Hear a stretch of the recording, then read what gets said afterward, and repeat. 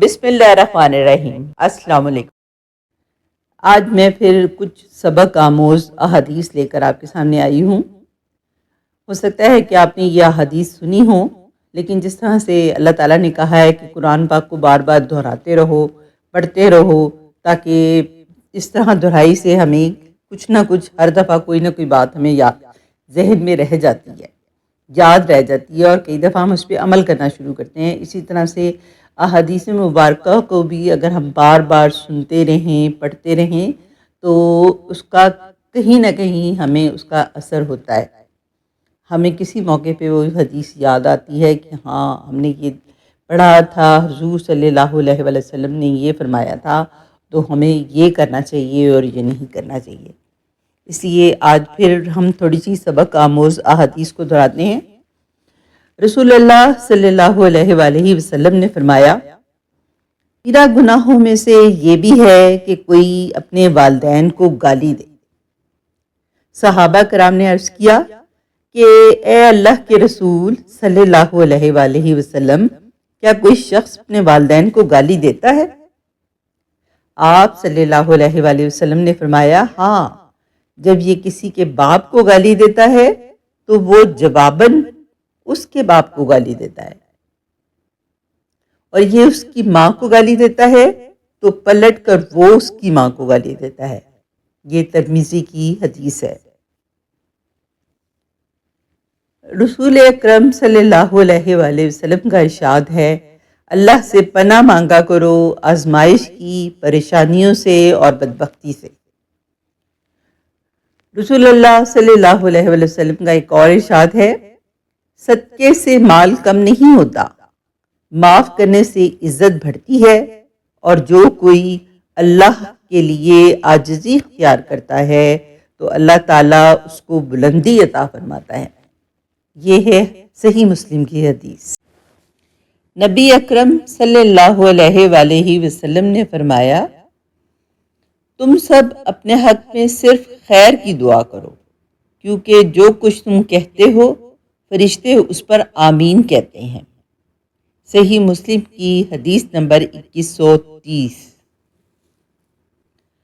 نبی کریم صلی اللہ علیہ وسلم کا ارشاد ہے، جو شخص بیٹی کے پیدا ہونے پر خوشی کرے تو وہ خوشی کرنا 70 بار خانہ کعبہ کی زیارت کرنے سے افضل ہے۔ سبحان اللہ۔ اکرم صلی اللہ علیہ وآلہ وسلم نے فرمایا، سب سے افضل صدقہ پانی پلانا ہے۔ سنن ابی داؤد کی حدیث نمبر 1689۔ نبی کریم صلی اللہ علیہ وآلہ وسلم کا فرمان، حسن سلوک کی سب سے زیادہ حقدار تمہاری ماں ہے۔ صحیح بخاری کی حدیث نمبر 5971۔ نبی اکرم صلی اللہ علیہ وآلہ وسلم نے فرمایا، ہر کسی کے لیے وہی کچھ ہے جس کی اس نے نیت کی ہے۔ مسلم بخاری۔ نبی اکرم صلی اللہ علیہ وآلہ وسلم نے فرمایا، سخن چین یعنی خواہ مخواہ نکتہ چینی کرنے والا جنت میں داخل نہ ہوگا۔ بحوالہ صحیح بخاری۔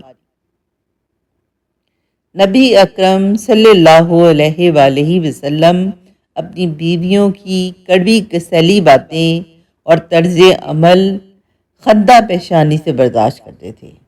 صحیح بخاری کی حدیث نمبر 2581۔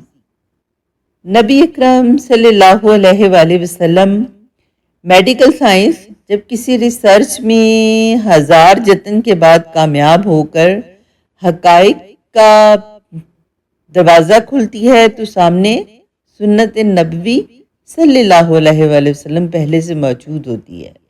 سبحان اللہ۔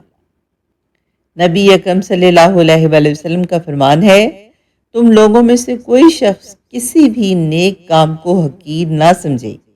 اگر کوئی نیک کام نہ مل سکے تو اپنے بھائی سے مسکرا کر ملے، اور اگر تم گوشت خریدو یا ہانڈی پکاؤ تو شوربہ یعنی کہ سالن بڑھا لو، اور اس میں سے چلو بھر اپنی پڑوسی کو دے دو۔ جامع ترمذی کی حدیث نمبر 1833۔ نبی اکرم صلی اللہ علیہ وآلہ وسلم کا فرمان ہے، ہاتھوں کا زنا نامحرم کو چھونا ہے۔ استغفار۔ یہ صحیح ابن حیان حدیث نمبر 4422 ہے۔ نبی اکرم صلی اللہ علیہ وآلہ وسلم کا فرمان ہے، مومن اپنے حسن اخلاق سے رات کو نماز پڑھنے والے اور دن میں روزہ رکھنے والے کا درجہ حاصل کر لیتا ہے۔ ابو داؤد کی حدیث نمبر 4798۔ سبحان اللہ۔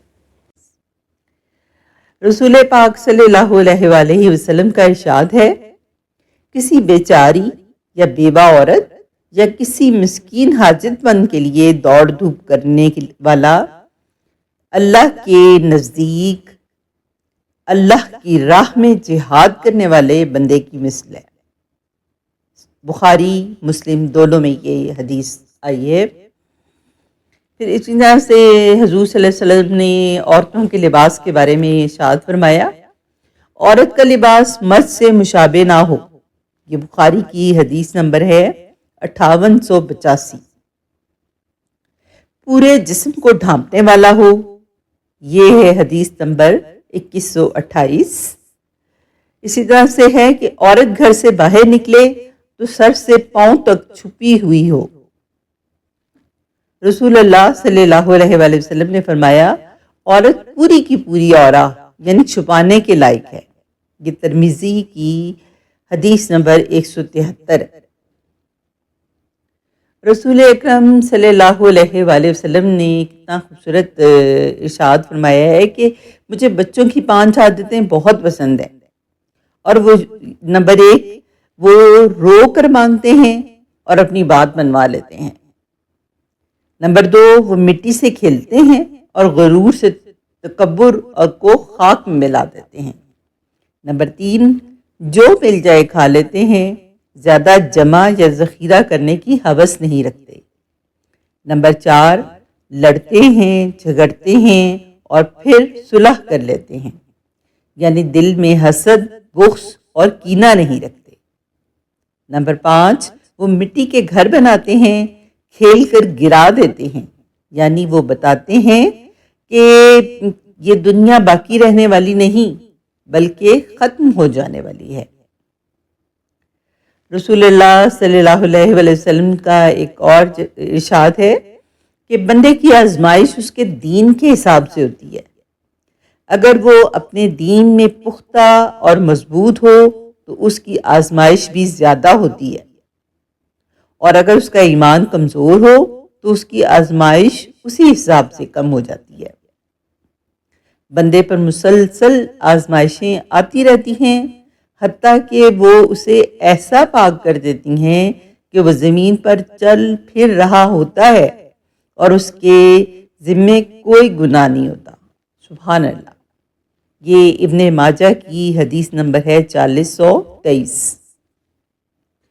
اگر ان احادیث سے آپ کو کوئی فائدہ ہوا ہے، کوئی سبق آموز لگی ہیں آپ کو ہو، تو آپ میرے چینل کو سبسکرائب کریں اور اپنے دوست احباب کے ساتھ بھی اس کو شیئر کریں۔